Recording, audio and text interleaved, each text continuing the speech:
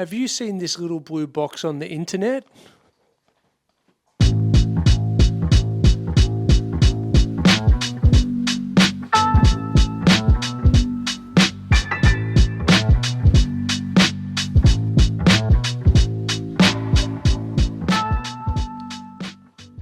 Howdy, and welcome back to the Mr. Negative channel.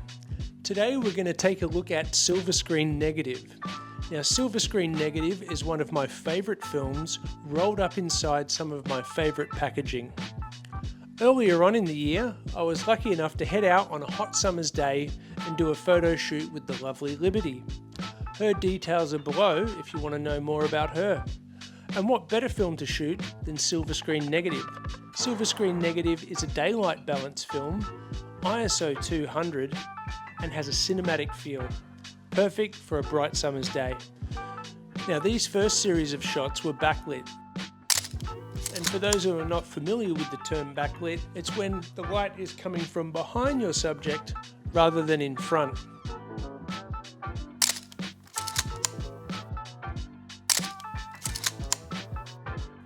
Now, if you rely on your camera's light meter in this situation, you're going to be a little bit sad when you get your photos developed. Your camera has what's called a reflective meter, so it measures the light shining at the camera. So in this situation, the camera doesn't know that we want Liberty to be the focus of our photo.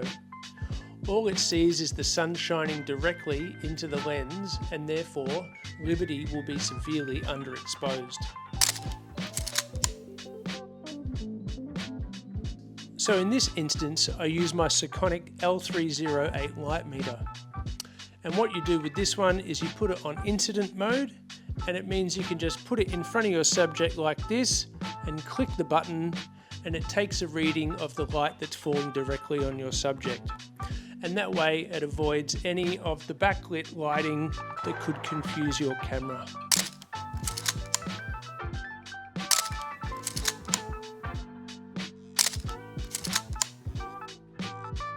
And the ISO, shutter speed and aperture are all adjustable depending on what you're trying to achieve with your artistic vision of each photo.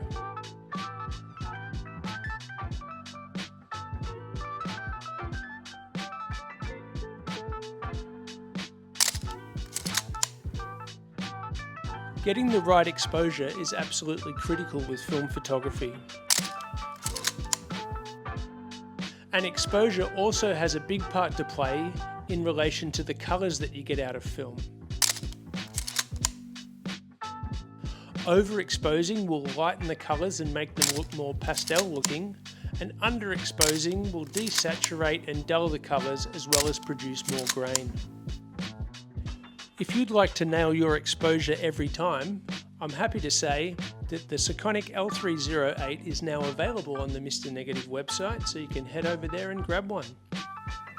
I shot these photos on a combination of two cameras, the Canon AE1 with the 50mm 1.4 lens and the Canon A1 with the 28mm 2.8 lens.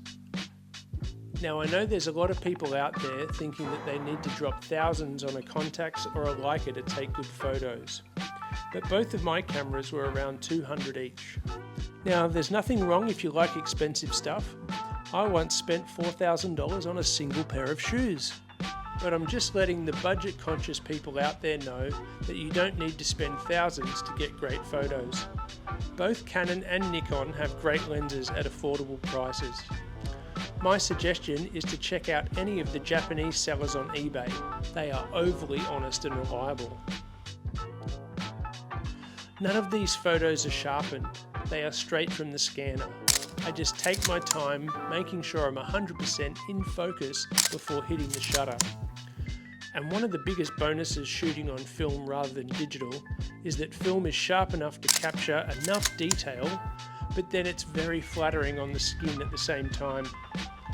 Now, Liberty has a perfect complexion anyway, but if I was shooting digital, the raw photo would still look too harsh and I would probably need to use frequency separation. But on film, no edits needed. These photos were scanned on my temperamental Noritsu LS600. When I scan on the Noritsu, I only ever scan at the medium size setting. As you can see, if we zoom in on my 27-inch max screen, the Noritsu medium scan is more than adequate.